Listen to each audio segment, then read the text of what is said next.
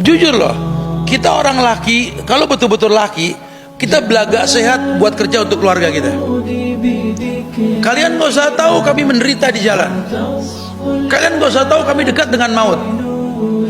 Kalian gak usah tahu kami ini sedih tiap hari. Kami juga manusia, punya banyak masalah. Kalian gak usah tahu.